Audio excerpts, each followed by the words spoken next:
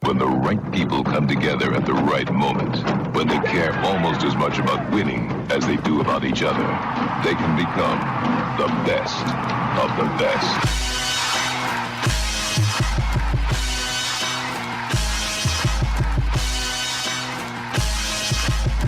Welcome to the best soccer show, the best soccer show in the whole world. Here we go! It's the best soccer show. Jason Davis, Jared Dubois, live on a Sunday night to talk about American soccer in America, featuring Americans. It's what we do. Hola, Mr. Dubois. How are you? What's up, buddy? How are you? You done good, giving man. me crap? People don't know how much abuse I get during the pre-show period. When we're just getting ready and you're like firing criticisms and undermining my whole livelihood, it's crazy. They don't even know. They would know if they were part of the top tier Patreon Best of the Best. They get all the pre-show and bonus show stuff. We do have live access to the pre-show in the green room. You can you watch all the shenanigans if you're Best of the Best. There is actually a tier below Best of the Best, maybe two, that gets the pre-roll after the fact via podcast form. If you want, for some reason, to listen to 10 minutes of Jared and I work out technical difficulties or clapping together to sync our audio, then yes, you can sign up at patreon.com/thebest. Hear about Morgan's mom saying hi to us? That's right. We did get a hello from Morgan's Shout out mom. to Judy. Shout out, Judy. What's up, Judy? That's a great name. That's a good old classic American name. All right, so we are here on a Sunday after this. This is kind of how I feel. This is the coming down period, right? This is like The reflective period? I guess. I mean, I'm trying to think of something equivalent somewhere else in When your you're life. smoking a cigarette? Sure. You could call it a hangover, although maybe it is like a hangover. Maybe we went real hard for a week and Wait, then does my wife act like she had a good time after U.S. national team wins too? Maybe. I don't know. Does she? That's your issue, not my issue. Jay Rodius. My wife definitely knows how things went based on my mood in the house. Because I will wear on my We're talking about the game, sleeve right? face. All of it, yes. Okay. Right. She'll also let me know how things went in other ways. She'll know how things went on my end. The U.S. men's national team gets 6 points in a window that looked promising enough to get maybe 7, maybe even 9. I mean, why not shoot for the moon, Jared? And we are here a couple days later after our live show post-game against Honduras on Wednesday in the freezing cold insanity of St. Paul, Minnesota. By the way, shout out to Nicholas Soup and Super Bowl, who put together a graphic for tonight's show that features a frozen Matt Turner who looks like a White Walker. Like, I don't even know why we didn't it make is that almost reference before. disturbing, like the look, like his ears coming through the hood, kind of like that right there, like the ear is just the ear and the ruffled neck, like a turkey, like a frozen turkey. Yeah, he looks like somebody the mob has strung up somewhere, like in some cooler truck, and he's literally he's a frozen person, right? I mean, I think Arsenal's seem to get their money back after seeing that. The guy is still thawing out at this point, 4 days later, and maybe that's what we are too. We're thawing out from all of that. There's been a little bit of international pushback against the choice of playing in St. Paul. I mean, we're kind of taking a beating from some soccer people across the pond, Jared. They're all tisk-tisking I haven't us. seen who's waving their finger at us. I saw Rob Harris of the Associated Press, who is a noted English soccer journalist, sports journalist. Not enough rain for him. Make a point to say that he thought it was atrocious behavior on the part of the Americans. Atrocious. Yeah, I mean, listen, Reggie Cannon comes off with frostbite. I mean, on his ears, like. That's kind of serious. You got two guys. If you're to believe Honduras, two guys not coming out after halftime with potential hypothermia. We never heard anything more about them. Have you? I haven't heard anything more about them since then. I wasn't checking up. Maybe I should. Maybe we should put in a call to the Honduran Federation, just ask how those guys are doing. Romel Kyoto and their goalkeeper, whose name I can't remember. Like, it just, I don't know. It's bad. Like, you can't paint that as a you can't later on go, oh, they won the game, it's all justified. I know Berhalter tried to justify it after the match. You saw the comments, his own right? players are obviously saying a few things after the game too, and rightfully so. I mean, Weston McKennie, Tim Weah, the guys weren't happy about playing these conditions either. I don't think we see this again. Do you think we see this tactic in this way again? No, probably not. But then again, Columbus will get a game though. No. Well, okay, but hold on a second. Let's think about the future, which I know we don't always do a great we job don't of. have to But qualify for a while. let's think. We're not going to have to qualify for 2026. 2030 is going to be 48 teams, no matter where they play that tournament. Oh, man, maybe LA will finally get a national team again. Now we're doing nothing but friendlies for like 6 years. Maybe.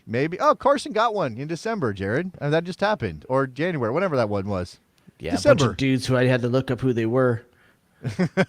We want the A team to show up in California. Nothing against DJ Jazzy Jones, but he ain't the guy I'm showing up for these days yet. Is that what you went with? DJ Jazzy Jones. All right. It's not terrible. I mean, what's the last creative nickname you came up with? Nicholas Soup and Sausage. I came up with that one. Let's see. What else did I? That's not the last one. Yeah, that was 2 years ago. Oh my God! It's only like part of the culture of the show. Oh yeah, Morgan now. needs one still too, huh? Morgan does. I kind of like Morgana. It sounds like a goth girl. Morgana. Tensa is her Don't last be putting name. her last name out there. Jeez, come dude. on. She's a public soccer figure. Morgan, am I doing? Just wag your finger if I'm doing something wrong. Am I doing something wrong? Judy's coming for you, dude. Judy's coming for you. I'm telling you. I'm pissed off, Judy. So, how are you feeling overall? Whatever the cold, whatever. I'm ready to enter the Gio Reyna era. That's kind of where I'm at. We'll get to that in a little bit in terms of what he did today. But I'm ready for this next window. You mean this era? That era. By the way, shout out to the Super Bowl halftime show. Gonna have some of that flavor. Not Nate Dogg. You think Warren G's gonna be in there? No, Warren G. He might make an appearance. I don't know. He was on the wrong record label though. He was on the wrong record label. Well, but he's Snoop's. How is right? Ice Cube not there to do a good day? Cube's got other stuff going on. Like he's got that 3-on-3 basketball thing. This thing's basically down there in Compton, and you don't got Ice Cube along with these guys. Come on.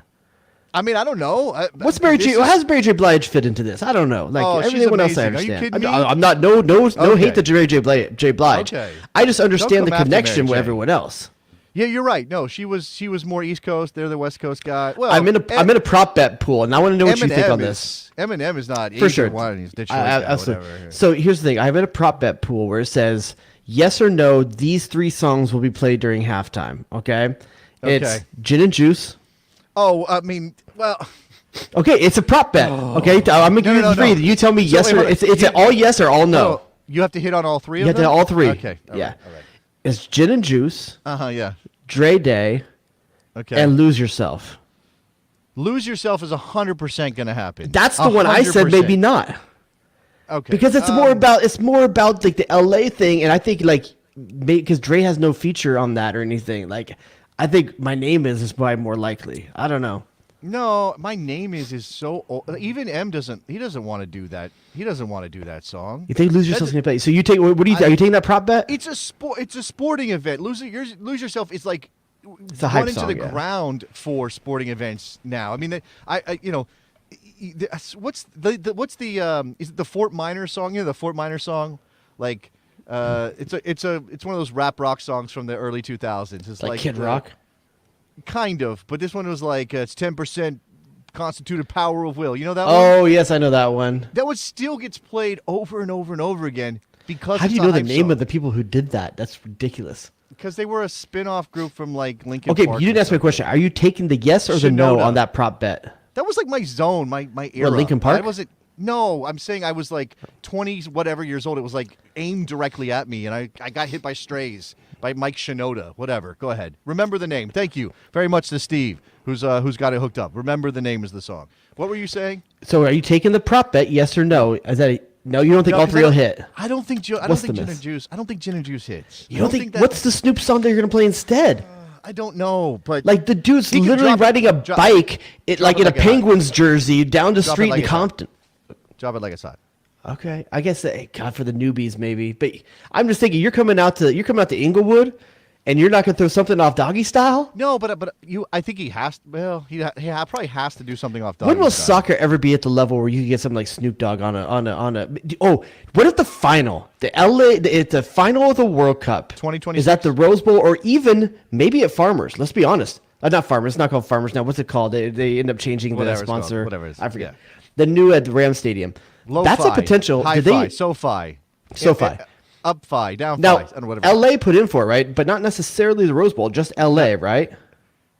Yeah, but it's going to be at It's going to be at It's going to be at SoFi. If it is anywhere, it's going to be at SoFi. I would guess it's not going to be Rose Bowl. Is that big enough to get Snoop, like at the halftime show? Oh yeah, for sure. Yeah. The World Cup final. Yeah, they're going to do something. I don't know. I don't know if they're going to do. hope I they don't don't do something remember stupid like put like Adele on or something like that. what is the move for the World Cup final? Because I know there was just something in the news where apparently South America, I guess probably around the Copa Libertadores or something, was like, we want to extend halftime. And basically they wanted to do it so they could have acts play and do more of an NFL-style halftime show. And IFAB was like, no, we're not into that. We're not changing the... Wait, Morgan said they already announced the finals going to be at MetLife? Did they? I haven't seen that. Is that true? Okay. It should be already announced at MetLife. So, I don't know. a couple of suggestions. William says Lottie Dottie. There's no way in a million years to do Lottie Dottie, which would be hilarious. All right. Anyway. I would just love it if the concession stands were selling gin and juice. Like with a big Snoop face on the side of the Yes. cup, the souvenir cup that you get to take home. Yeah, you could do that. You tell me you wouldn't want to see like Weston McKennie peek out at halftime and like dancing on the sideline while Snoop's doing like the final at World Cup. Actually, The World Cup. Now you got me thinking.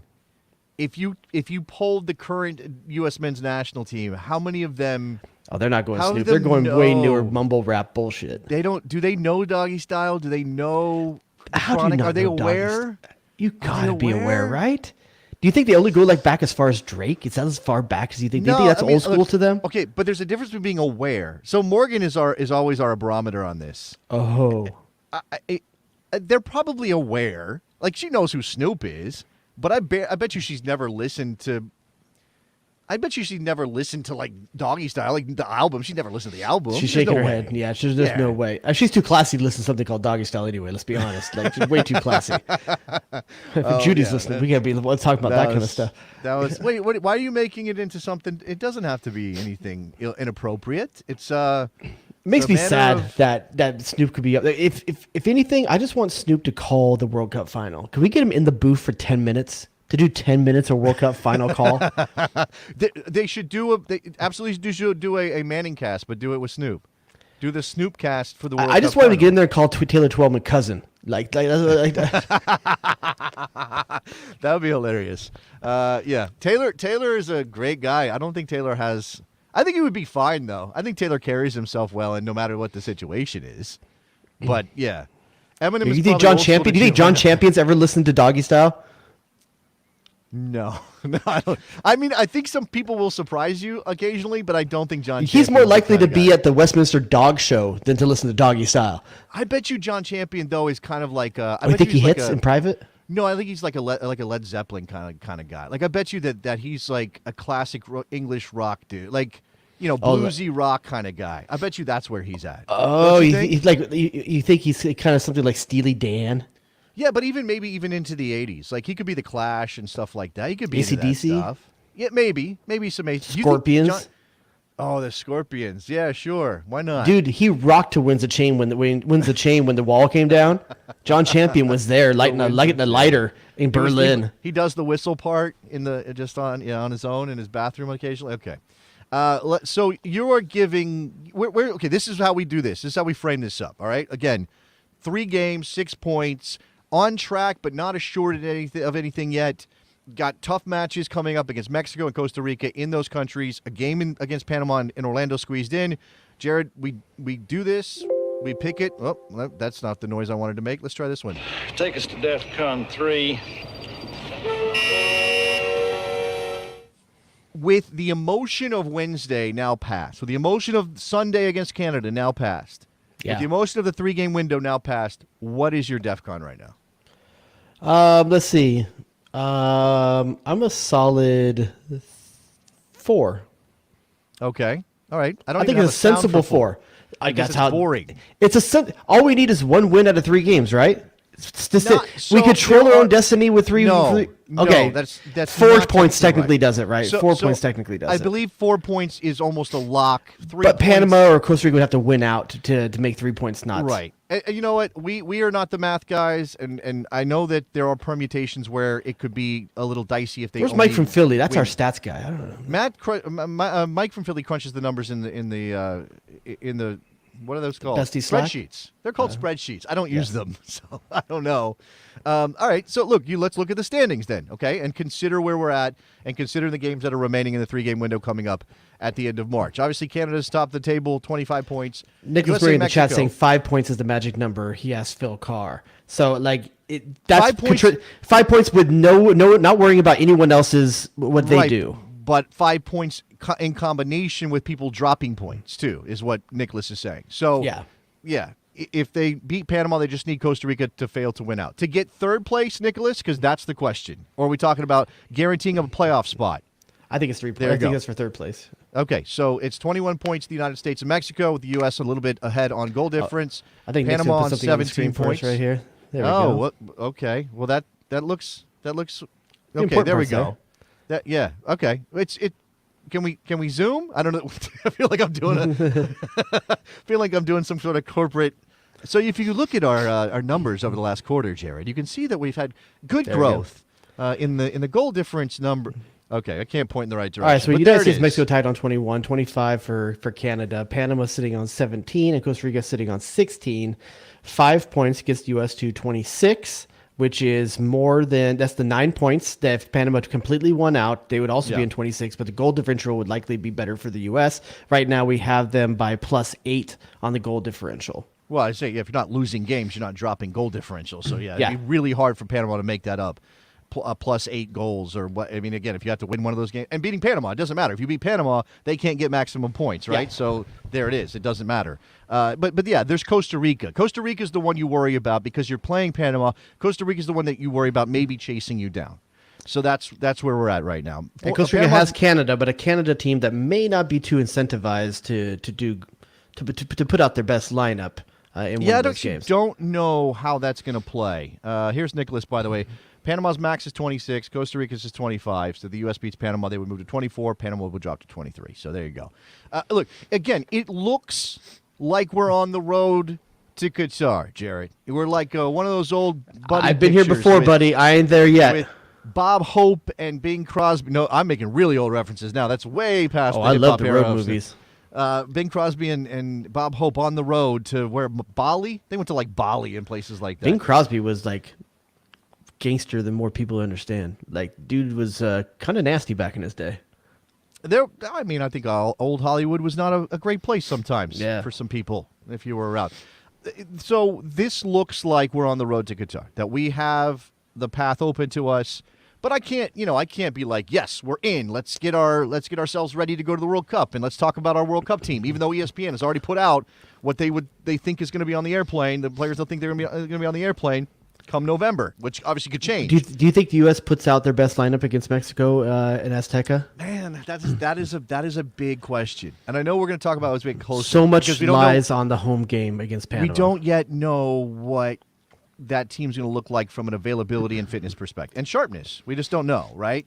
It'll be a month into the month and a half, 2 months almost into the MLS Can you imagine if season. all the pieces come together a and for month. the first time ever you get Pulisic, Adams, Don't Musa, do it. No, you're McKennie, jinxing and things. Stop and jinxing things. and Don't Reina? you know that? Can you like spin around in a circle, throw salt over your shoulder, Nope. and get out your? I just say rabbit's things foot? out loud. I don't care about that silly superstition stuff you guys do. I mean, I would love for that to happen. Now, What if other the thing first time it ever happened was away to Mexico and you got a result? Well, I mean, that would be fantastic. Would that No, just but- put the nail in Mexico's coffin just in terms of identity for this cycle? So this is the other thing that I'm thinking, though. All right, so we've already established that Panama and Costa Rica have tough roads to try to break into the top three. And As do we. Well, not to break in, but to hold. Yeah, well, I mean, it's we're that's in probably the our top toughest window. Sure, but we're in the top three now. Those Yeah. two countries have to make up the gap, right? Yeah. And it is a gap. It's 4 points for Panama. They got to beat us. If Panama beats us, then all bets are off, right? But that's why you're saying, do you put out your best team against Mexico, or do you, maybe kind of play it a little bit cagey against Mexico and then go into the Panama game with guns blazing? I think the wiser thing, as much as I hate to say it because I want him to go try to win every game, the wiser thing is to play your best team against Panama. And if you don't, if you're not positive that they're all going to be fit and ready and recovered enough after the Mexico game, at altitude, in the smog, in Mexico City, against I got Mexico, a good tweet running all of here. those- Here's a question for you, and this comes from Raza NJ from Twitter, and he says, "Do you play Adams or Weah against Mexico? Both are sitting on yellow cards." Ooh, see, that's another one. No. And here's the problem, right? So here's another note about Acosta. Our best lineup for Mexico includes Acosta, who's been great against them, so save Adams. If Adams is on a yellow card and Acosta's played well against Mexico in the past, then that actually makes a very good argument. I'm going to say one more reason why that's a good argument as well, because in that Mexico game, you're probably going to be pretty reliant on set pieces for potential goals. And you saw what Kellen Acosta brings on set pieces. So is the U.S. going to dictate play? Probably not. Even if they do, and they did against Mexico in Cincinnati. Like, let's not forget that happened, and they played a very good game and beat Mexico straight up in that match. But if you are playing in Mexico City and you know you have to win on the Sunday against Panama and Orlando, then why not roll Kellen Acosta out? Let him be dangerous on set pieces. Again, he gets in their heads. The dude knows how to rile them up and talk shit and do the dirty CONCACAF stuff that we're not really great at sometimes. I'm talking myself into it, even though I know he's not in our best team, right? He's not, and the Pulisic thing, that like Pulisic, McKennie, Adams, Weah, Reina. But here's the thing about our quote unquote best team. Our best team has got 2 goals in the first half of games in this cycle. I mean, our almost best team has Kellen Acosta, and all of a sudden got 2 goals in the first half. And it was Honduras. We got to keep that caveat out there. 16 goals scored in 11 games for the United States. How many of them came against Honduras? 3. 6. 6 of them. Oh, I'm sorry. I think meant just last cycle. I'm sorry. I was just thinking last game. 7. Sorry, I counted wrong. 7. Yeah. So 4 in Honduras in that So comeback. that's 9 in the 3. other 12. You said. That's right. That's right. Is that good? I think almost every one of those was second half of those 9. I think almost every one of those was second half. That except for they There might be one. The El Salvador goal was in the first half of the second half. I think they had one. No, there was 2-0 at halftime. Remember, they went to the locker room 2-0, and it came back 4-2. No, that was Honduras. Excuse me. El Salvador here, Yeah. the last window. That goal came in the first half, I think, right? No, or did it not? I can't remember. No. The Andy Robinson goal was second half. Ah, that's right. Okay. Well, yeah. So you have that issue. I mean, we're projecting all the way to I like the idea of 27. Kellen Acosta for a number of different reasons. Not because he's the best, not that he's better than Tyler Adams. He gives you the opportunity. Now, granted, I'm thinking like old school U.S. mentality, which may not be the right thing. It's probably making a lot of people mad. We should go into their house. We should play our style and get the win playing the way we want to play. I'm thinking pragmatic, that Mexico's going to be fired up. They're angry because they've lost 3 games this year to the U.S., big games, and they're going to be out for blood. And I'm thinking like you need to be a little more sensible, put Kellen Acosta in there, and don't first of all avoid the yellow card for Tyler Adams and try to get good set piece service. Okay, so a couple things, and I'm not disagreeing with you. Yeah. But as Wesley says, Acosta has played in the Azteca. That's argument for playing Kellen Acosta. Most of these guys have not played in the Azteca.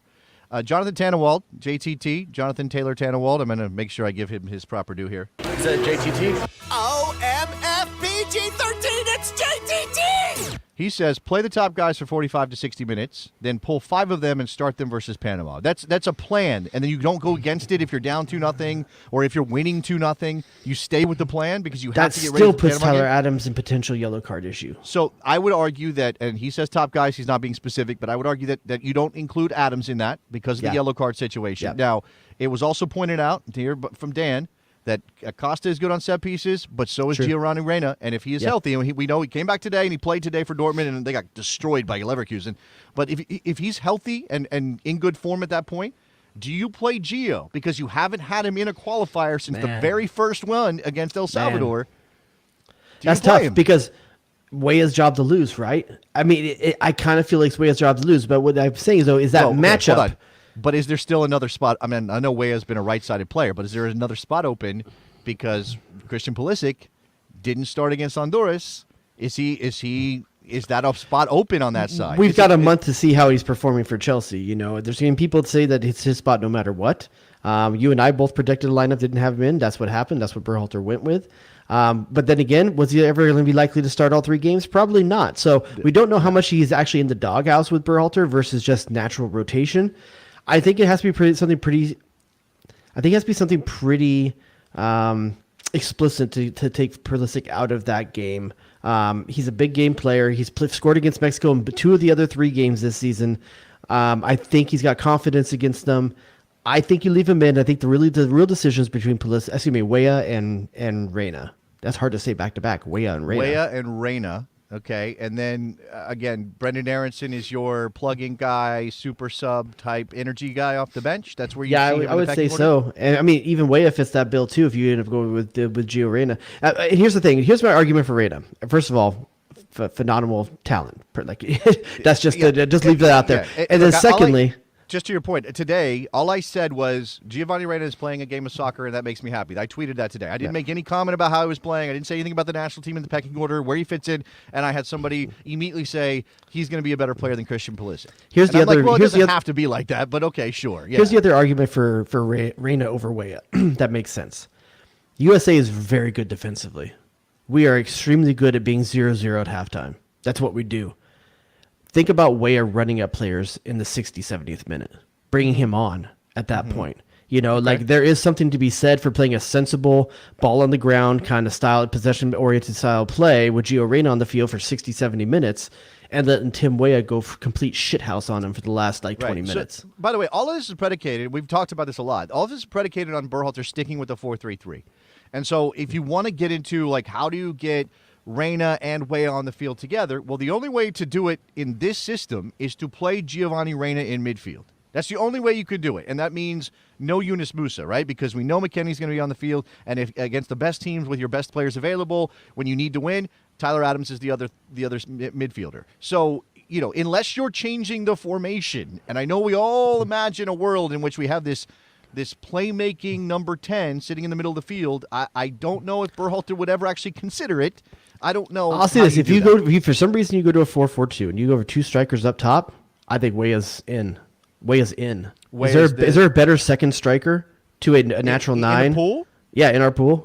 I mean, I think that's probably where Pulisic gets deployed. I think. I don't know, man. I think Ray as a runner next to a big number 9 is a really good combination.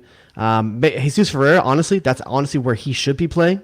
If that kind of thing, I don't think he starts over any of those guys, but I think, man, it's a tough thing, man. That's even in a 4-4-2. Maybe you even see Josh Sargent. Now that's me saying this. In a 4-4-2, you might see someone like a Josh Sargent. Well, I don't think that's going to happen. The likelihood of a 4-4-2 is extremely small, almost nil. So again, unless you're coming up with a permutation that's a 5-3-2, something like that, which I don't think is likely. Again, I don't even know that there's a dual forward system that Berhalter would look to. I think it's all going to be, some permutation involved. But I go back to JTT's point. I think 40 to 60 minutes, 45, 50, 60 minutes of your best team, rest them, and then get them all starts for the Panda game. And go into coming out of the Panda game, you potentially are qualified. Right. The thing, and to Andrew. So let's see how they are doing come mid-March. Some of these folks potentially aren't going to be playing much. So when we say the best team, that could be very different than what we have in our head right now. Right. The best team in our head involves Giovanni Reina. Now he played today, but is he going to get consistent minutes up until March 27th? Who knows? Maybe he's not. They lost 4-1 today. I think he's going to get some minutes. They lost 5-2 today, I think. Was it 5-2? It was 4-1 last I saw. I apologize. It was ugly. They kept giving up counterattacking goals to Leverkusen. And Holland didn't play. What'll be really interesting is to see. We saw Reina's last couple weeks with Dortmund playing, or actually most of the season. So his season was only a couple weeks. That's the crazy thing right now. Yeah. Him playing in a central role, even somewhat middle of the park centrally. It was an interesting way to see him deployed. We'll see if they still see him that way in the last part of the season. I don't mind the idea of lining him up in a system that allows him to drift inside underneath a forward or 2 forwards. I guess you could argue that. But then again, how you utilize the wings and whatever. I mean, if we do that at the national team level, didn't you have Pulisic and him doing the same thing on both sides, which is okay.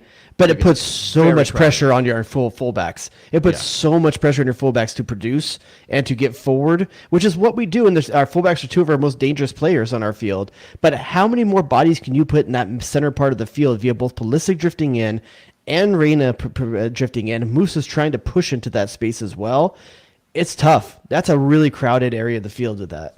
I mean, the whole thing is, the whole thing needs to be reworked. But again, you're not going to get the 11 best players on the field at the same time. That's not going to happen because you have to account for positional discipline. And the way that Berhalter wants to play specifically with those midfielders, McKennie and Musa in our heads, and obviously Luca Della Torre had a fine game for the U.S. men's national team. Not so much against Ajax in the weekend or the game this weekend for Heracles, but again, he's a young player. It's going to go up and down. I think you saw something about from him that can, lead you into believing he's depth. But you have Musa, McKennie, Adams, and then you work from there, right? Everything else kind of comes off of that group. If Reina is healthy and in form, okay, fine, find a place for him. Again, it could be just lining him up on that right side in the 4-3-3. Pulisic, if he's in form, he's the guy over there. If he's not, you do have some options. You can flip Weah, you can play Aronson over there. Obviously, Berhalter has also got bench guys like Morris and Areola, and who knows where they'll be when we get to March. Fullbacks, we kind of know what that looks like. If Berhalter wants something more steady and stable, he goes with Cannon. If he wants somebody who's going to fly up and down the field or up the field and stay there and try to juke 12 guys, it's going to be Serginho Dest. And then can you play Serginho Dest and Azteca if you don't play Tyler Adams? Can you? You can. Is it a good idea? Different question, I think. Yeah, Acosta's going to have enough to do without having to try to fill that space as much. I think that's a tough ask. But how do you leave one of your best weapons not on the field either? That's a difficult one. Can we talk about a spot that you did mention the possibility of a 4-4-2. It's never going to happen. Can we talk about the center forward and where we're at right now? Because he played 3 different guys. And I know we talked about this on Wednesday. Now, DEFCON 1 for striker. That's where I'm at for that. Oh, so you want to do positional groups? We are at DEFCON 1. You want to do DEFCON for positional groups? This is like SAC and all the other Air Force. Well, if I'm going to do positional groups, I won't be at DEFCON 1 for all the strikers because the other ones include Pulisic, Reina, Weah, Aronson. Well, again, we're talking about wide that number 9 position position though. Forward. Center forward is DEFCON 1. I'll say this though, the one thing. I'm saying that I'm at DEFCON DEFCON 2 with that striker because there's one thing that's making me feel better about it. Okay, here it is. Jordan Pivak scoring goals. He's scoring goals. Scored 2 today. 18 goals. Morgan, what was that stat? 18 and 13? 18 goals across all competitions, 13 in 19 league matches. Now, Jason, do your thing. Be yourself. What do you want to say about that? I know what you want to say. You want to rain on that a little bit. I know who you are. No. I am a situational shade thrower. Okay, I will say, because once upon a time, I'm just going to pull this out. You want to lay all the cards on the table. Once upon a time, a certain Mr. Jared Dubois thought that Terrence Boyd deserved a look for the U.S. men's national team again because he was scoring goals in the third division. Put up like 20 goals in the third division Bundesliga. Third division. So I have a question for you. Wait, hold on. Okay. Real quick. Is that even a professional division? In German football. I don't know. I think it is. I'm just kidding. That's he might be in second now. That's probably why he's not scoring unfair goals. to Terrence Boyd, who has one of the best tattoo situations he does have for one of the best celebrations. tattoo games. I mean, I think it's better than Christian Pulisic's lion or whatever. The tiger, lion whatever. one? Yeah, tiger. that's not terrible. But the 2 things with the Cyclops eye. Okay, listen. Pivak is scoring goals. I would not necessarily be as enthusiastic about giving Pivak a shot if there was anybody even close. Not obviously that's a lot of goals. 97 minutes. But look, honestly, Swiss League, 18 goals. Terrence Boyd, 20 goals. Third division. Let me get out my convert. You know how the old people. How do you convert that? How do you put those things together? How do you rate the Swiss League? Did you ever know an old guy who had a tip calculator, like back before we had phones? Like an abacus? It was basically it was just a calculator that they used specifically to calculate tips. Like what should I give the tip? Man, I was a waiter. I could do 50% off the dome easy. How do convert Swiss Super League goals to MLS goals or to Bundesliga goals? One thing I will say in Pivak's defense, some of those goals are Champions League goals. That's something you can't say about a lot of people. He has scored in the Champions League. Yeah. Look, if there was anybody even remotely in the ballpark with Jordan Pivak, I might be saying I'm still not sold. There ain't nobody else scoring goals. Just nobody is scoring. Now, if Pepe between now and March 27 puts in 3 for Augsburg, great. That he's our guy again. Throw him in there. I'm fine with that. And bring Pefok too, because how about you have 2 hot hands rather than 0 hot hands? But if Josh Sargent goes on another run, and he didn't score in the FA Cup this weekend, but he goes on another run, scores a couple of goals, I might call for him to get a shot. He's scoring in the Premier League? Sure. But we don't have that. And even, look, how about this? What if... who's the best option? Pereira is obviously a guy in MLS who plays in that. Let me give you here's a pick your poison for you. Then I got to pick your poison regarding this. Oh, okay. Oops. Nope. That's all right. What is it? If Pefok scores 3 goals between now and the March window, Yeah. and Josh Sargent scores 2 goals between now and the March window, which one is closer to starting for the U.S. national team? Which one's closer to starting? I got to pick one of those guys? Yeah. Oh, man. Let's say Pepe's just like, he's not looking confident. He's got 0. Okay. Oh, man. Which one's closer to starting? That is real close. Only because I think Sargent does more without the ball. He's a more well-rounded forward, but Pefok, if he's got the I'm going to go with Pefok just because he's got the track record ahead of this. Like Sargent would end up with what? That'll be 4 goals in the last 6 weeks or something. I think like Sargent is more likely to make the team better, but Pefok's more likely to get a dirty goal somewhere. That's so. But then you get into a question of whether or not it's worth starting Jordan Pefok because he might get a dirty goal rather than a guy who's going to give you a 65, 70-minute shift and be more dangerous as in The problem is I've seen Josh Sargent give this team a good 70-minute honest shift and just be at 0 goals. The team, not just him, the team at 0 goals. Yeah. You know, I think it's time to try to play the hot hand and put Pefok in there and see. I think you bring Josh Sargent in that scenario for sure. And maybe you give him one of the other games because I think the team does play well. The offense is better when he's in there. Let's not dodge the big question. Knowing what we know right now, and it is February 6th, and so we've still got 6 weeks. What is that? More than that almost. To that game against Mexico at the Azteca, a place you've never won, a place you've taken exactly 1 point in qualifying in the history of your program. You need 3 Michael points. Bradley. You need 3 points to be, you got to get the 3 points against Panama. Otherwise, the entire thing falls apart. But there might be a chance. Mexico is wounded. They're not playing well. Who knows if Chucky Lozano is going to be back yet when we get to that game. Raul Jimenez can score a penalty kick, but he can't buy a goal in any other way. Yep. If you have a chance, who are you starting? Who's the guy? Who goes up top? A striker? Right now. Yes. Who's your guy? Just not knowing anything. I'm picking right now where everything's at. Yeah, right. Knowing what we know right now. Don't project Ricardo Pepi. 5 goals. Okay. I think the kid's going to want to beat Mexico. I think the kids think about that Mexico feeling. Think that Mexico feeling.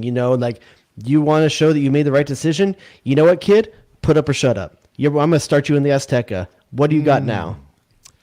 Yeah, that is. Daryl Dike is not going to be ready. You put Jossie Zardes in there. If he starts the season hot, maybe I don't know.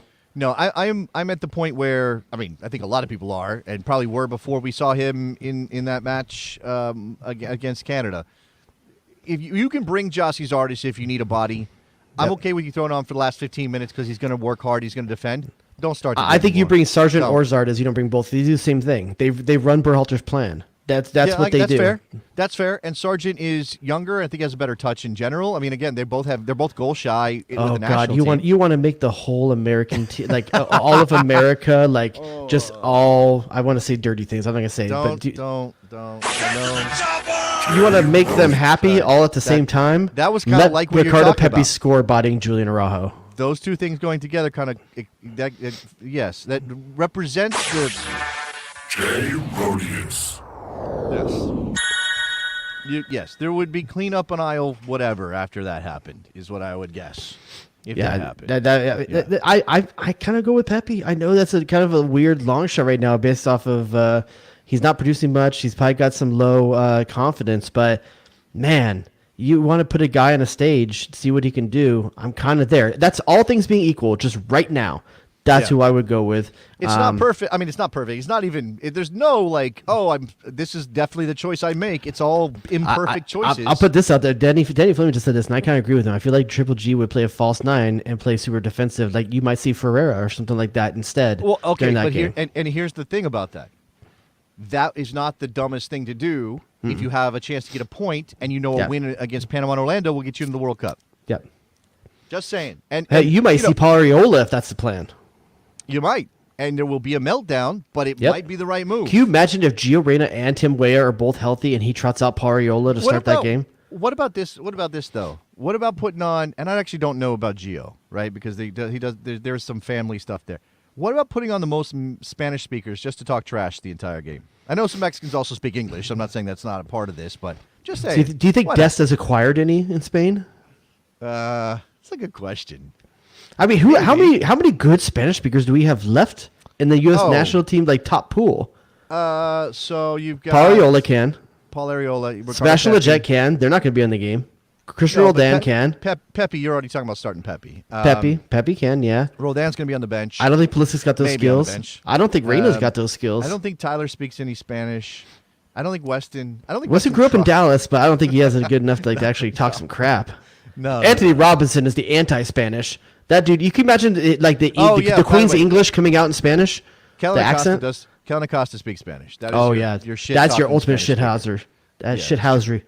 How much Spanish has Matthew Hoppe learned? Who we haven't even mentioned yet. But man, he's got to get back. He's got to get some form, man. He's got to get some form.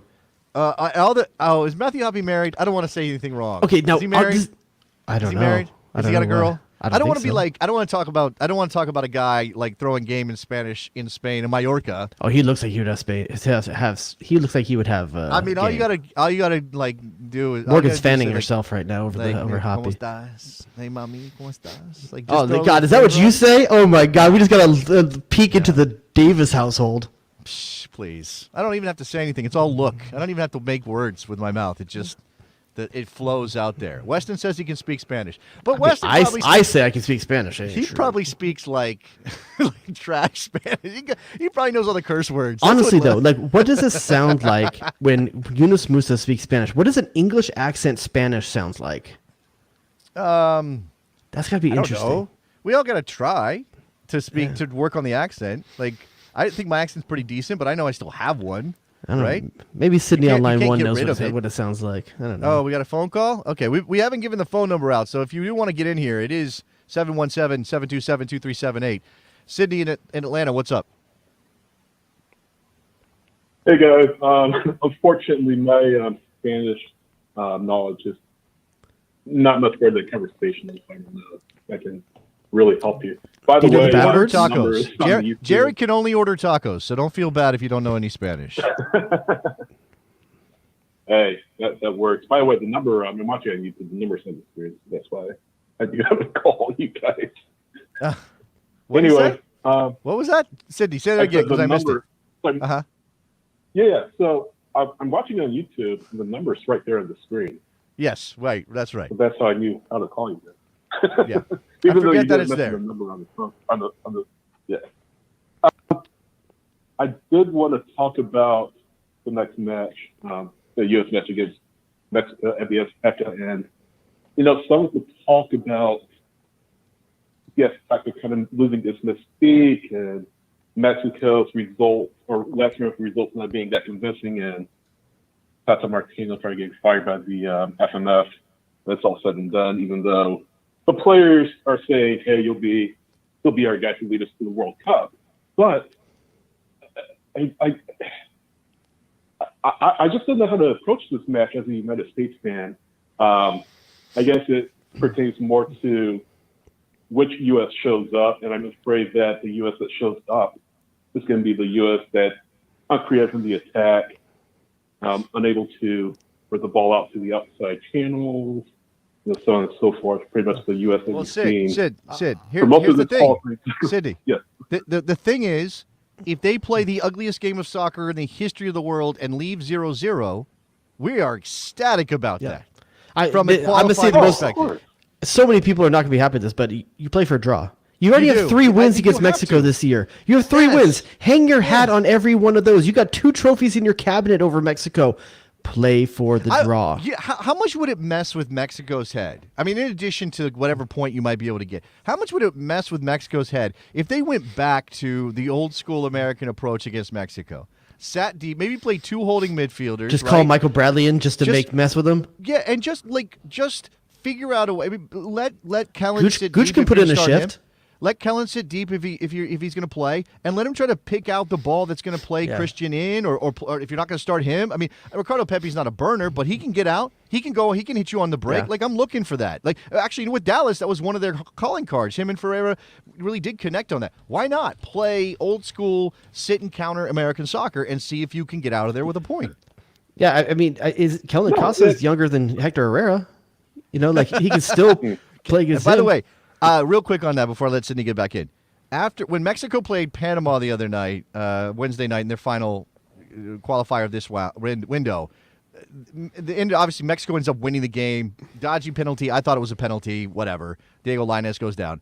But Hector Herrera got a yellow card. And somebody on Twitter was like, he misses the next game because he has a yellow card suspension. And then we went back and looked, and somehow Hector Herrera does not have any yellow cards prior to that match in qualifying and will not be suspended. You know what? You know why he doesn't? Because there's no VAR. He should have had one against, yes, in several different cases. Potentially red. But the thing about it is, he's a Mexican legend. He's obviously still a very good player in Europe. He's got I kind of want him in the midfield because I want the young guys from the U.S. to work Hector Herrera. Pulisic can pull some fouls out of him, potential yellow card, and then you're out Herrera in a game that you really need the next game away. Think that Hector Herrera is going to be effective against Yunus Musa and Weston McKennie with the energy levels that they have? I mean, I don't know. For 45. Yeah, maybe, I don't know about that the second half. Sorry, Sydney, what else you got, man? Go ahead, Sydney. No, going back to Mexico Panama, I'll get back to the U.S. match afterwards, but why does Mexico need a penalty to get past Panama in the first place? I mean, it's kind of exactly what I'm talking about. But I wouldn't mind if they played for the draw, especially with how they've had Mexico's number. And you guys were just talking about they've won the last 3 against Mexico. I don't know if they'll win this match in the Azteca. I think it will be a draw. Maybe it's a scoreless draw or something along those lines. But I just think it's here's an argument from Aldewolfa. Playing for a draw is a good way to lose. I understand that attitude, and look, I it's hard for me to get to a place of saying play for a draw, and maybe. But hold up, paying for a draw is doing Steve Sampson 6-3-1 kind of stuff. We're just talking about pragmatic, is what we're talking about. Playing not to lose, which means making choices that make it tough on Mexico, but it also makes it tough for you to score. But you're okay if you don't score if you're making it tough for Mexico. It's not necessarily like you're just bunkering the whole time. It's just making strategic choices on what you want to go after, what you want to sacrifice. Right. Go ahead, Sidney. Yeah, I was going to say, don't go like Ben Wilson, DC United or anything like that. I mean, show some promise in the attack at the same time. No, I mean, we're at home, we're on the road, right? So someone just said in the YouTube comments, playing for a draw is a good way to lose or something like that. I agree with you guys. Don't just sit on the ball and make 0 attempts to put the ball in the back of the net. Right. Don't play. They're not going to play 10 behind the ball. They're not going to do that. They're not going to play 10 behind the ball. They don't know how to do that anyway. So, you are, again, does anybody, this is still amazing to me. And Sydney, we are getting close to the end of the show, so I'm going to let you go. I do appreciate the call. Does anybody criticize Canada for the way they played against the United States in their own country? Nobody says Canada didn't play the right way, didn't go for the game, right?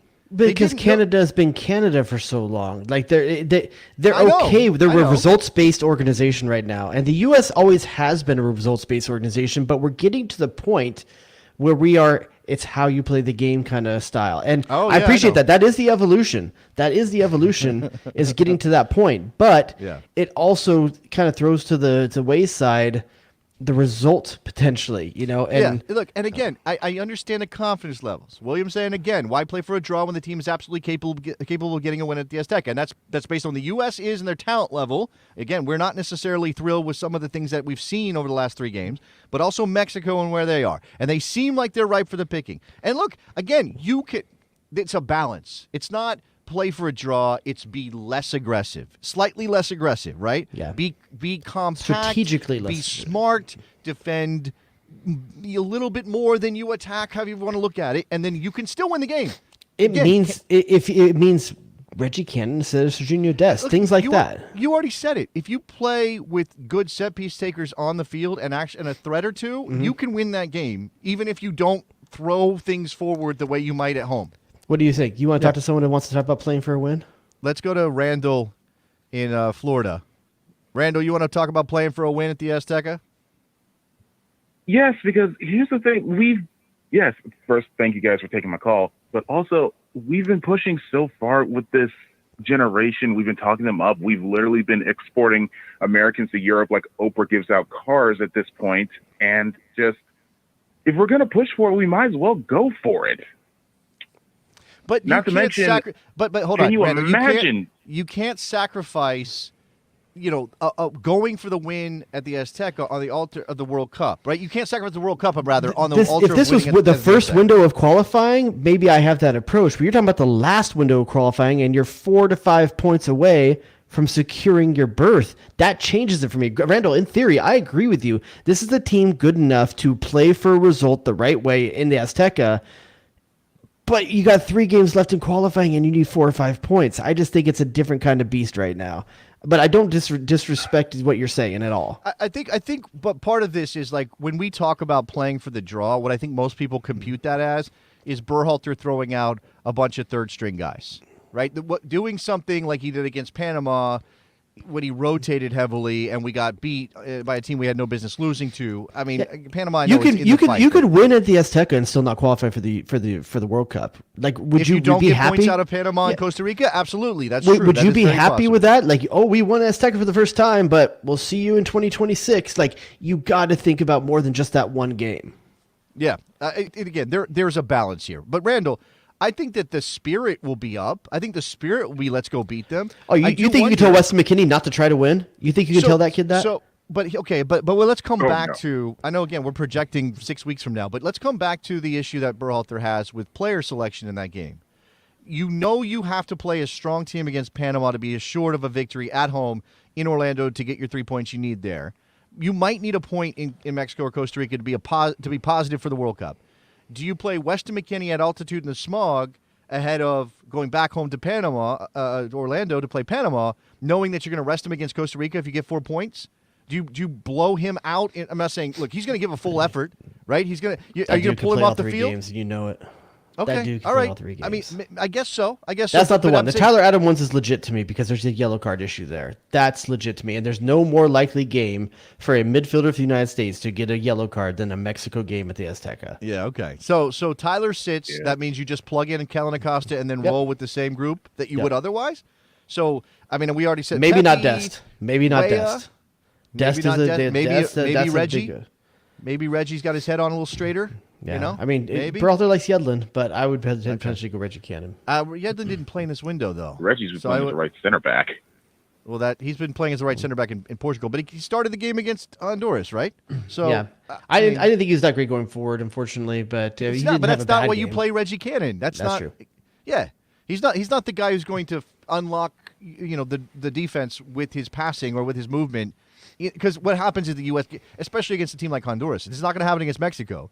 Do you imagine that there's going to be 3 or 4 Americans playing in combinations on the right side in Mexico's defensive third, so that you need Reggie to be tricky the way that Dest is tricky? I don't think you need that, right? You need a different kind of player. He doesn't even get the inline to serve across. Yeah. All right, Randall, you got anything else before I let you go? That's just about it. Also, I wish we could go all in because now we're basically paying for the mistakes of the past, given the fact that we messed up against Canada, we messed up against El Salvador, and now that's coming back to bite us. Yep, and I think the Jamaica game, too, after beating Mexico. Appreciate the call, Randall. U.S. doesn't learn his lessons. Mr. Dubois, knowing that we're here trying to thaw out and trying to recover, coming out of the hangover, I believe you prepared a game for us to play tonight. Is that correct? I do have a game for you. Do you guys. want to play? Do we want to play a game? Do you want to bring in? What is it? Wink? What do we go with? Rink Rodius? I think that's what we said. Yes. Is that too loud? There we go. That's a little bit background there on the match game. All right, and so this game is kind of hard. I'm not going to lie. It's a little bit hard. I think so. We're going to allow Morgan and Nick, bring them both on the show. Oh, both of them. It's going to be the Brady Bunch is happening. Allow them to tag team against Jason Davis. I don't like any of what you just said. There is an element of this. There is an element of this that is before Megan was born. Megan. I said Megan. This is my wife's name. Sorry, Morgan's. Wow. It's hard if they're so close together. I'm used to saying it all the time. On any it's not the first time right? I've done it either. It's not Freudian on any level. Just the first time on the air. Okay. So there is a little bit of it that has a little bit of kind of old school and new school to this game. So some of it's going to be older, some of it's going to be newer. So in Nick and Morgan, we have both of those on one team. And in Jason, you just encompass all of it. Okay, right. So, yeah. So the name of this game is called A Game of Death and Debutantes. Okay. All right. Okay. What this game is. Like the Imperial March or something with that one. But go ahead. Yes. Okay. So what this game is I'm going to say the name of a player. And you get 2 points if you can tell me the first club and last club that they played with. All right. Now, and if you can't get both, the other team can steal for 1 point because you'll probably help them in some way.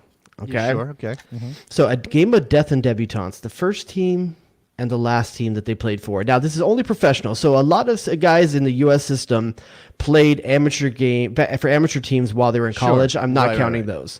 Just the first professional. Yeah, the first professional. Like some of the guys have like Tucson something and yeah, sure. The NPSL and PDL and all that. Put some respect on USL League 2.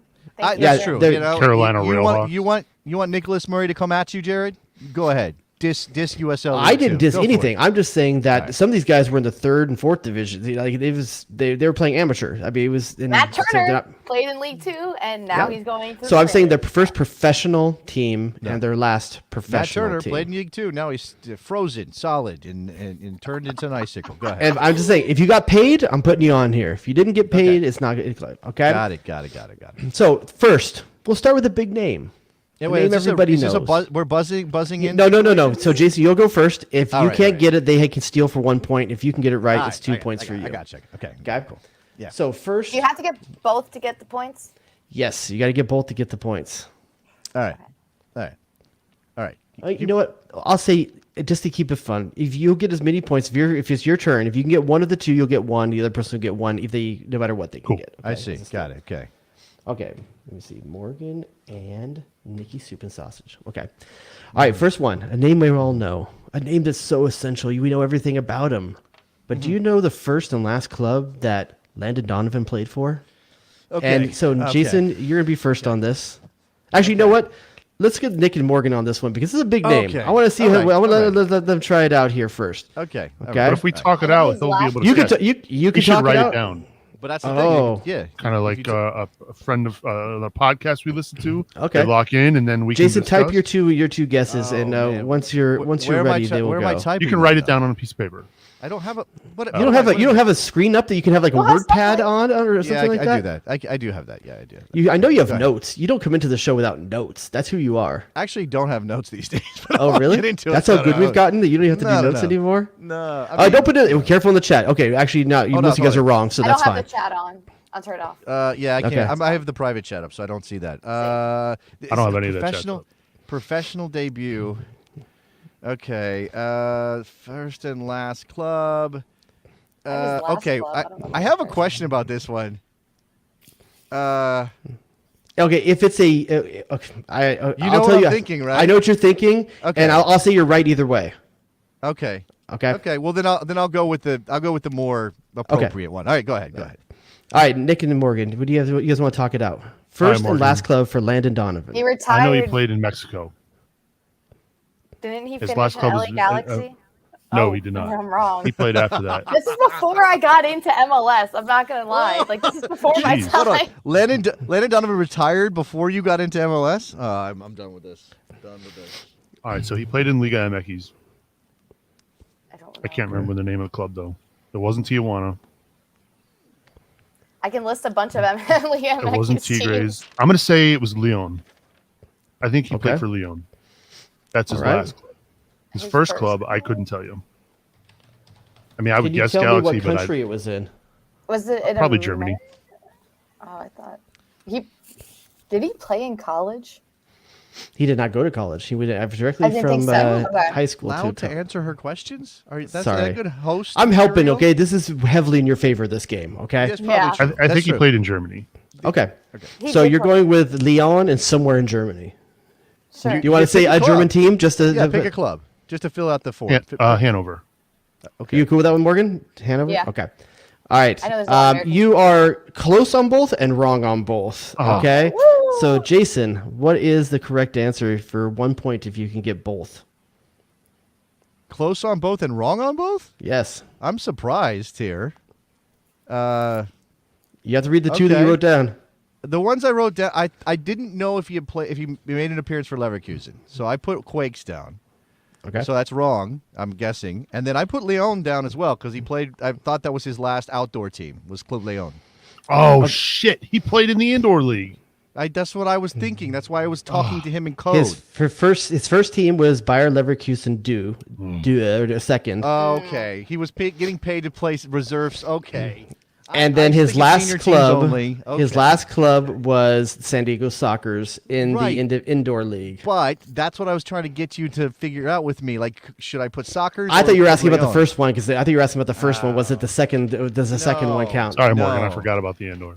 No, I would have said. Would you have I known the would've said- team? Would you know the team, Nick?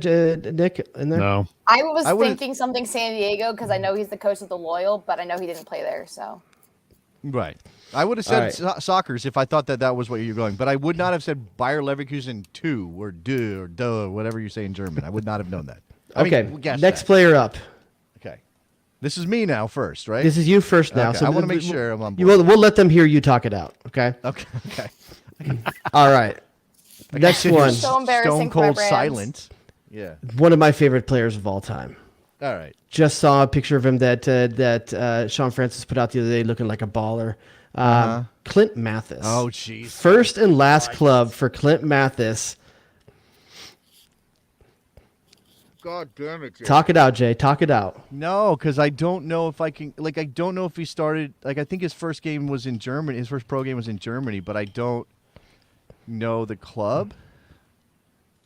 And he retired with RSL. I know that. Pretty sure he retired with RSL. I might be wrong, but I think that's my guess. Damn it. I did pick a difficult game for you guys. I'm gonna say, damn it. Crap. I can't remember where he got like in trouble in Germany, but that wasn't it.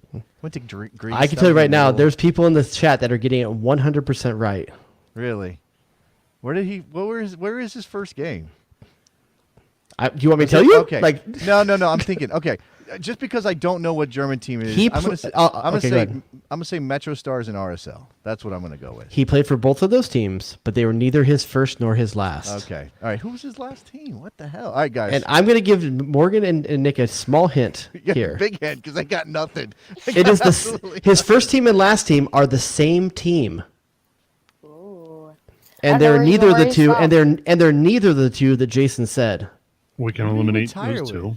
When did he retire? Do you know, Nick? Like, off What the top year? Of your head? I don't remember. I don't need. He retired you in don't need to tell 2010. me. I was gonna say 2010. 2010. Okay. Jeez. So And- half the league wasn't there. You guys hadn't even started the show yet. About that time, yeah. He Yeah, I don't played think 9 times for the last team he played for. I think it was 2011 we started. So yeah, he was already done. Played it. So it's like literally just like any we kind got- of MLS team. Honestly, we could just take one. Well, out of the hat. guys, he retired in MLS. So I know that's we what I just said. need- We had just to Okay. pick an MLS team from 2010. But that was there when he started also. So when he retired in 2010, There was it has only to be 4 like an teams in older team. 2010. Yeah. And think about this. So- I'm going to give you one other way to just think about this, okay? When he came into the league in 98, this team had to have also been in the league in 98 because I Yeah, said know, it's the so I'm same thinking- team. I was thinking the Rapids, but it could have been any of the starting. It's obviously not the Metro Stars, but besides that, I was just thinking So Rapids. in 2010, the Rapids were recent. MLS No, Cup they're champions? not- They won in oh. 2010. Oh, I was about to They say won they're in from They the did win in beginning. 2010. They won in 2010. So when I think of Colorado Rapids in 2010, I think of Connor Casey. I don't think of Clint Mathis. Yeah, that's a throwback. The American Soccer Show.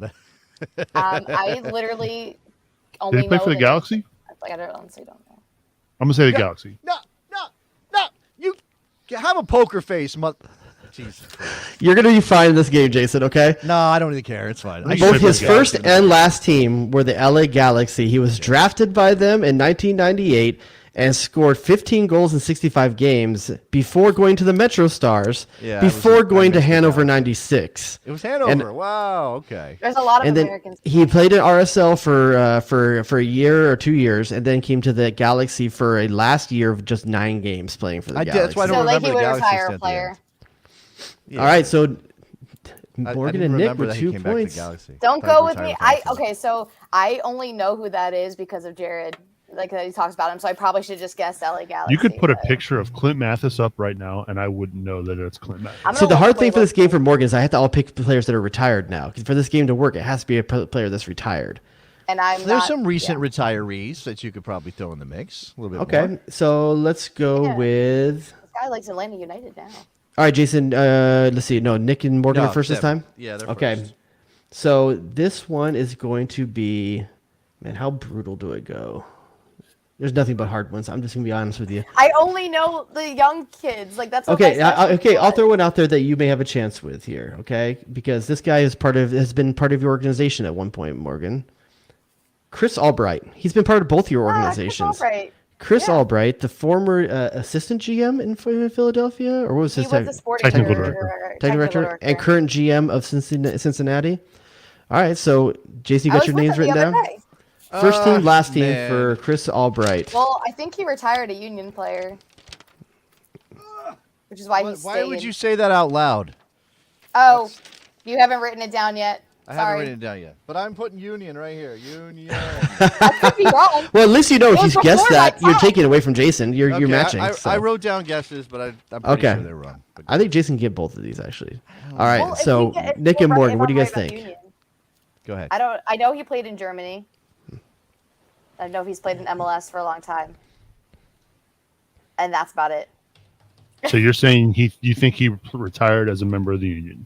Yes, I am like as positive as I've been about any of this Northern game, which is not very much, but that's why he stayed in Philly. A lot of the guys who I know like went through Philly's system We retired. got someone there, with the and right that's answer in the chat. Don't look. There's someone with the right answer in the not chat. looking. They probably look it up. Oh, maybe. That's what I used to do when I would play the games. I'd look it up and then put the right answer in the chat. So All right, Nick, it's on you for the initial team. What do you think? I think he might have gotten his start in MLS, but like I don't know when his career even started. I assume that Probably he started in late MLS, but it could be wrong. Yeah, I'm I think he was drafted. gonna say the Revs. I was gonna think the Revs too. All right, final I'll go answer? Revs. Yep. Revs You've team. gotten one of the 2 correct answers. It's Jason, I'm not telling you which one's correct. What's your answers? Oh man, I think probably. Well, I was gonna go Revs to start too, so I'll stick with that. That's what I wrote down. I wrote Union, so I'm gonna get it wrong. I wrote Revs and Union. I can't change my answer since I wrote it down already. That's true. So while he did play for 2 seasons for the New England Revolution, it was after his long stint at the LA Galaxy, but that was not his first team either. He came into the league as a striker, remember, with DC United. No, only you remember this. Nobody else remembers. You don't remember he's a converted striker? He played striker. It was in the Satino Caranta days, and he converted to a defender.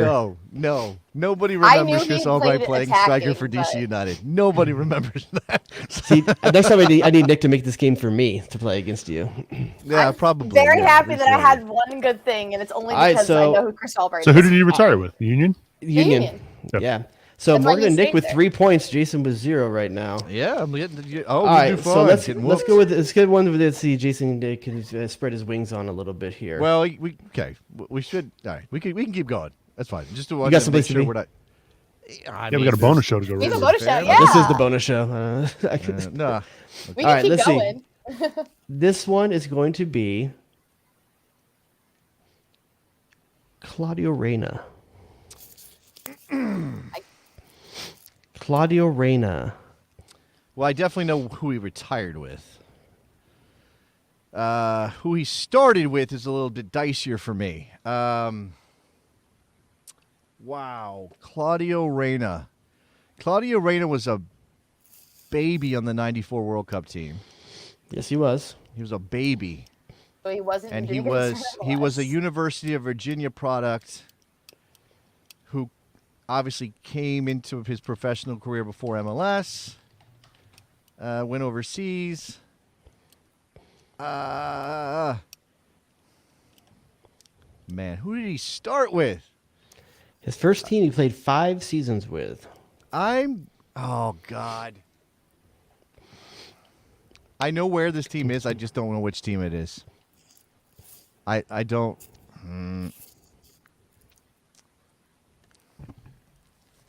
Okay, let me just go through the mental Rolodex over here. I am going to say Hertha Berlin and Red Bulls, Metro Star. Red Bulls. They were Red Bulls at that point. He has gotten one of the 2 correct. I'm not telling you which 2. Which 2 would you guys like to go with? Talk it out. That means I know what I whiffed on too. I think he definitely retired Red Bulls. I don't even remember that. So that's because he wasn't very good and he got hurt a lot. So think of what Jason was talking out and think what would you like to do with that? I think he definitely played in. I know he played in Germany and England. I think he played in Scotland.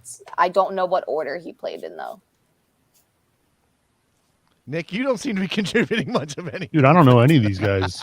I didn't start following club soccer till like. No, it's just funny. I don't know. Like, I remember Claudio. What track was Jason on there?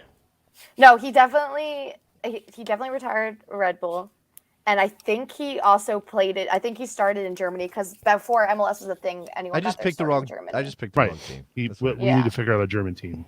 Yeah, I picked the wrong team. So it's either. I just couldn't remember. It's not if Dortmund. I had like 10 minutes, I might have gotten to it, but not Dortmund. It's not Leverkusen. JTT throwing an assist out there. Oh yeah, Rangers is definitely not the answer. Right. I know he played. Didn't he play at Rangers? Right. He did. He played there. He was a very popular player there. He also played at Manchester City. It's not Manchester City. I know that. Let's do. Let's just throw a wild guess out there and say. He also Schalke. played at Sunderland, not Sunderland either. Do you want to go with Schalke? It's a German team. You know Claudio what? Reina. It might be Leverkusen. It might be Leverkusen. Started his career with Bayer Leverkusen and was loaned out after about a season or 2. What I remember is his first team, and I would have been wrong as well. I remember playing for Wolfsburg. So he was loaned by Bayer Leverkusen to Wolfsburg. So I would have said Wolfsburg and been wrong as well. So and he finished with the New York Red Bulls. So 1 point for Jason. So we can wrap it up here if you like. I have others prepared, but we can wrap it up here if you like. Why don't we? If we want to find I can concede defeat at this point. I got double teamed and beaten, or we could carry it to the bonus show for like one more round to see if I can come back. All right, then that's fine. Little game from Wink Rodius there. What would you call that one? Dirty Debutantes? What was it called? A game of death and debutantes. Not beginnings and endings or something more poetic? You think that's more poetic than what I said? A game of death and debutantes? Yeah, yours is like pretentiously poetic. Oh, hell yes. On purpose. All right. Let's see. What can we tell the people about? I mean, we mentioned the Patreon already. We did at the top of the show. Patreon.com/thebestsoccershow. You get the bonus show every week. You get access to the Slack, which is on fire again. So many things happening up there. I can't even keep track of it all. I mean, what's the thing that's happening right now? What's like the one thing besides in the Slack Wordle? we can point to? Well, Wordle is out of control. There is a lot of TV talk and a lot of Boba Fett talk. A lot of Boba Fett talk. And by the way, there's a lot of soccer. We don't want to make it sound like there's no soccer talk. No.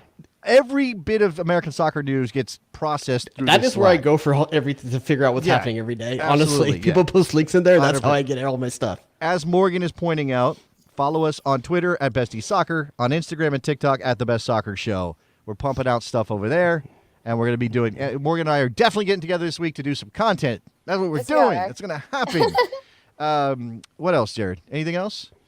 Guys. Nick, what do you got? You got something, Nick? What do you got? We got some reviews. That's what I'm talking about.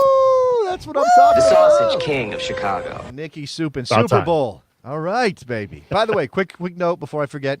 No show next week because of the Super Bowl. And not just because we're going to be watching it and doing things with friends, but because Nicholas it's just going to be his day. Whatever the result, you can't expect him to be here. No, and we just feel like it's not necessary to do a show without him. So anyway, go ahead, Mr. Super Bowl. All right, so we got 3 of them. Appreciate everybody chiming in. This one is from US Soccer 96. Love this show. Always a good time to listen and or call in. So thank you for the review there. This next one is titled The Best by The Fairbear. It's crazy to think that I'll have been listening to these guys for over a decade.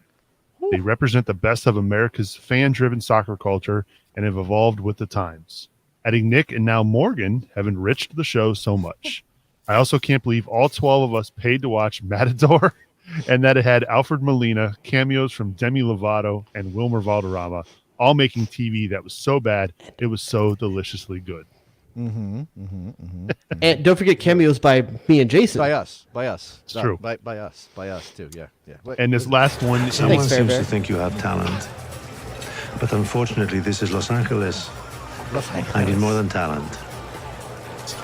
I need stars. I really respect. Enjoy the car.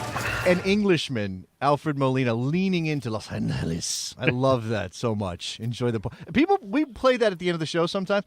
I'm sure most people are like, "What the hell is that from? Where did that come from?" It came from Matador. We'll tell you all about it one day. Again, we'll tell you again.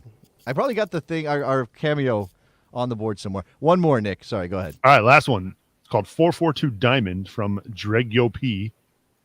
These 4 soccer savants, Jason, Jared, Nick, and Morgan, are a gift for the soccer community. On this gift box, there's a card that reads, "From us to you." Inside is a diamond and a fortune cookie wrapper that says, "GGG. Stop trying to be cute and just win the match." Okay. Up the goes, #Fulmingo. Oh, well, there you go. Look, representing right there. Fulmingo, Ford Madison. All right. Love them. Yeah, by the way, I love that somebody pointed out we've been around for a decade. I know that makes us sound old, and we kind of are at this point. The gray is happening. It's almost half my lifetime. I want to say something real fast, because after Wednesday night, after a window like that for the national team, there's people's emotions are high. People are very fired up about this team. They wanted to make the World Cup and do something there. And so there tends to be some crossfire, some friendly fire happens in the American soccer community, right? We go at each other a lot. And I don't mind a spirited debate. I'm fine with that. I've been doing it for a very long time on this show and now professionally, right? It's what I do. I'm okay with that. I want to make sure I'm not mad at anybody. Okay, I'm done with that. I want to make sure that people realize we are not fighting with anyone. We don't have any beef with anybody. This is outside of the show. Right? Yeah, I'm saying like we're not. We don't have beef with each other. We definitely don't have anything outside of the show. Yeah, no, I'm saying we're not sitting here holding ourselves up as somehow better than anybody who started yesterday or 2 years ago or whatever, right? We're all doing this because we love the game and we love this team and we love this country and we love. We both started our as soccer. dudes that had just free time on our hands. Absolutely, right? So I just sending a. I'm still a message dude with just free time on my hands. Of love and community to American soccer people out there, right? Peace and love. Peace and love. Yeah, shout out to everybody who's grinding, because we know what that's like, right? To grind on this thing that we're just, you don't know if anybody's going to watch. You don't know if anybody's going to care. You get all rough from your jeans. You don't know if anybody's going to give you $1 single to do this. I don't know what that was. What was that? Grinding. You know exactly what that Ignore was. it. We've it. We've all grinded, like you said. It's in a pro. Morgan says. Christ, man. Sorry, Judy. Morgan says. Oh, that's it. We got to get out of here now. Thank you for playing the game, everybody. Thank you for listening, Mr. Dubois. No show next week. We'll see you in 2 weeks' time as we get closer and closer to World Cup qualifying again. Bye, guys. See you.